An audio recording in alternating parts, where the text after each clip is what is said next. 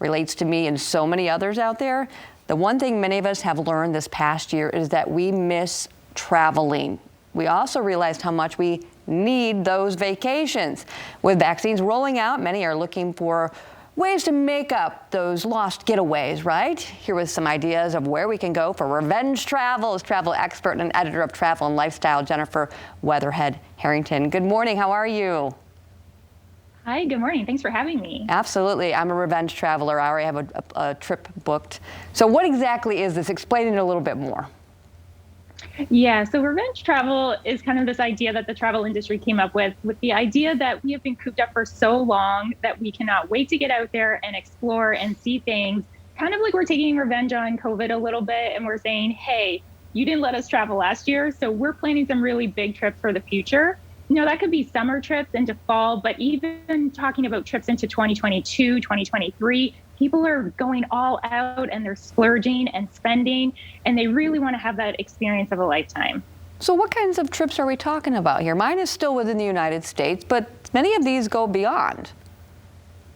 Yeah, so I would say if you're planning something relatively soon within the United States, domestically is your best bet. You know, that's kind of the safe way to go. But if you're looking to do something bigger and planning out farther in the future, say into next year, people are booking 3 to 4 week long safaris. So that kind of bucket list, really experiential trip.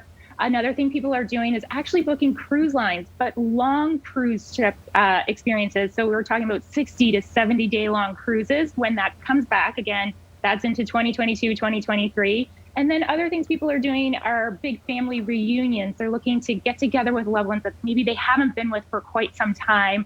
Anything that has an experience, things that are outside, private islands, private jets. You know, people are looking to really go all out and just spend the big bucks because they haven't been able to do that for a while. As far as any hot spots you're hearing of where people really want to go?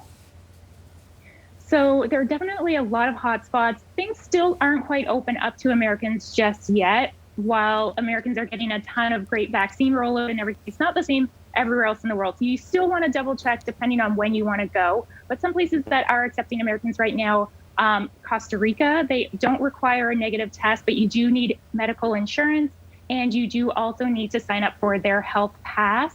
So that's kind of a questionnaire so you can get in and out of the country. Keep in mind when you do come back from the U.S., and this will probably be or come back from another country into the U.S., and this will probably be for a little while, you do still need to have a negative test done 3 days prior to re-entering the U.S., whether you have the vaccine or not.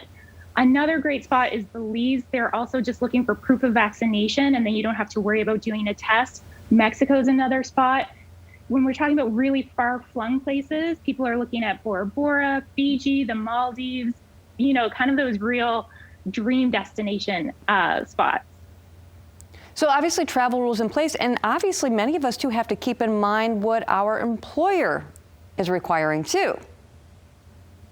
Exactly. So again, just because we are kind of seeing travel come back a little bit, one thing this last year has taught us is that we really need to make sure that we're on top of everything. So you need to double check every kind of restriction that you need to do in terms of masking, mandates, different types of quarantines that you may need to do depending on what destination you are going to. And same with when you come back to the United States. So that could be depending on what state you're coming back to, but also depending on your employer. If you have kids in school, a lot of kids won't be vaccinated for a little while yet. So you still want to make sure that you're protecting everyone else and you're still traveling in a safe manner.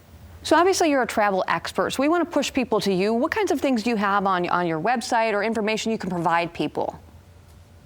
So I have a lot of updated information on where you can go and when. I also have a pandemic travel checklist, sort of an updated version of things that you maybe haven't thought of in terms of what you need to pack for your toiletries, all the new rules, different ways that you can get refunds if you are looking to get a refund. So I definitely have a lot of those tips. That's kind of my thing. I love making travel a little bit easier for people. So check that out. So basically read a lot of that small print, right? Exactly. You don't want to be stuck. And you want to make sure you also have a backup plan, I would say, just in case something happens and your trip needs to be rescheduled or canceled. Have a backup plan so you're not too disappointed and you still have a great vacation to look forward to. Love that. All right. Thank you so much for all the awesome information. Make sure to follow her on Instagram and on the web. Thanks for your time.